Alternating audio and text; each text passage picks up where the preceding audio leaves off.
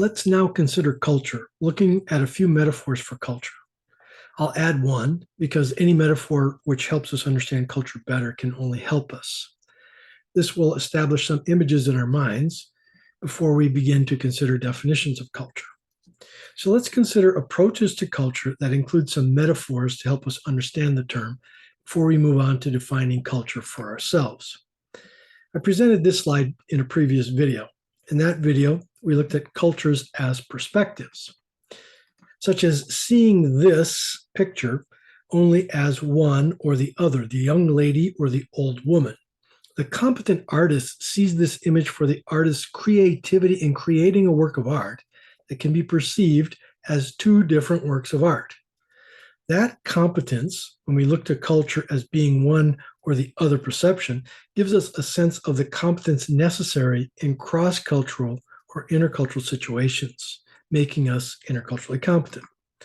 So cultures are perspectives, but cultures are also like all of these things here.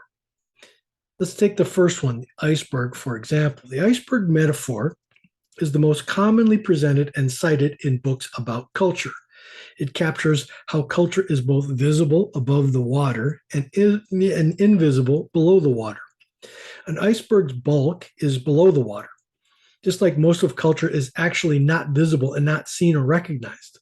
The visible culture, which is the food, festivals, art, and all those things which you can consume or touch, is easy to recognize. A person can mark him or herself in the clothing as belonging to this or that group. We see the insignia ranks of cadets or officers in military culture and can read these signs, which are right there for us to read if we are in the know. But the bigger part of culture are those unwritten rules and the hidden meaning of signs or the values, taboos, mores, norms, action chains, and so forth, that we will never know unless we are a member or a member reads us in. This is a rich metaphor, but it doesn't really account for the dynamic nature of culture that other metaphors give us. Some say that culture is like an onion, which also accounts for the hidden, layered nature of culture that needs to be penetrated deeply to reveal new things about it. So while you can recognize this onion, which, by the way, I've already cut up and eaten, but you can recognize it as an onion, you don't know whether it is healthy or whether it can be used. It is only in looking at it, cutting into it, that you will know what is of use or not. And depending on how you cut it, it might bring you to tears. The culture is like a fish and water metaphor, gets mainly at our ability to navigate our own culture, often without even knowing or being able to acknowledge its existence. In fact, most people go through their whole lives without recognizing that culture exists and how it affects them. So like a fish in water. Or culture is like a pair of lenses or eyeglasses. They help us focus to be able to see and perceive the world more clearly. These eyeglasses in the picture are the reading glasses that I'm using right now to be able to write this sentence or read this sentence.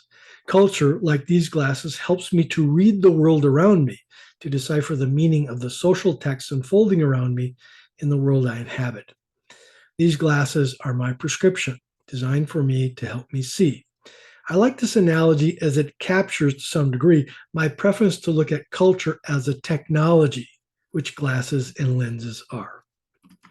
As I said, most interculturalists will prefer the non-dynamic iceberg metaphor. Can you think of any other metaphors or analogies that you think are appropriate? Perhaps one that captures better the dynamic nature of culture, the fact that culture is always changing and in flux? Well, how about a tree?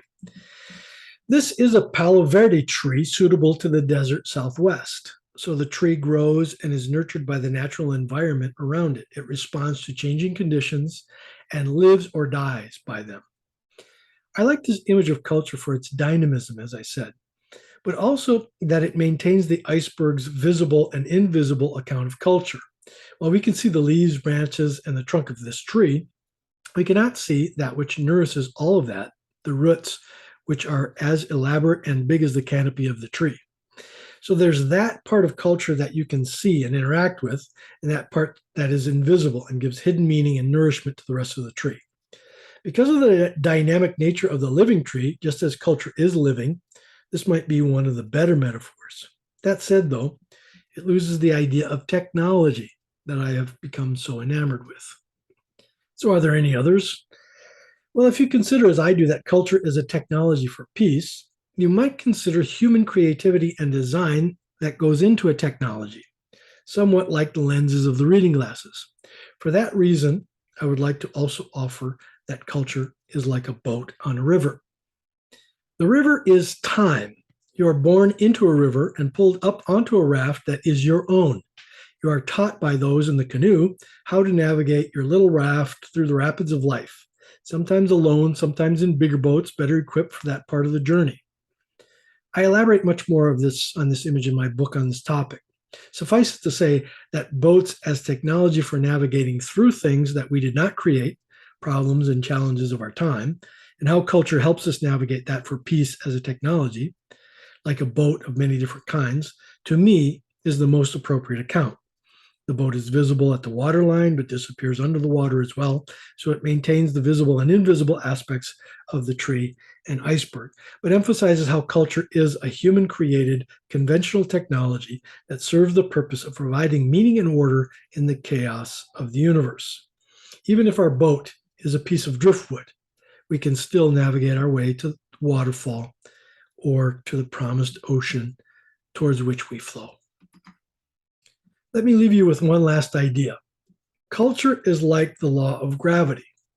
If you didn't know the law of gravity or refused to believe in it, would it cease to govern everything you do? So culture is a concept, as a concept, is relatively new in human history. It's a byproduct of the scientific age and is a very helpful concept that helps us understand differences as not arbitrary offensive gestures, but as meaningful and purposeful in their own context, and certainly not a personal affront to me and my first culture's tendencies. The other culture wasn't created for me to solve my problems. My own first culture, for that matter, was not created for me by me. I was born into it, like I was born into the river or into gravity. I need to find a way to stand up in it, see it, and navigate my way through it, hopefully peacefully.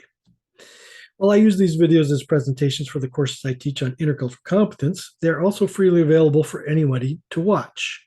So please feel free to like it or to subscribe to this channel as you see fit or share it. Your feedback is very valuable to me to make such sure that things are clear.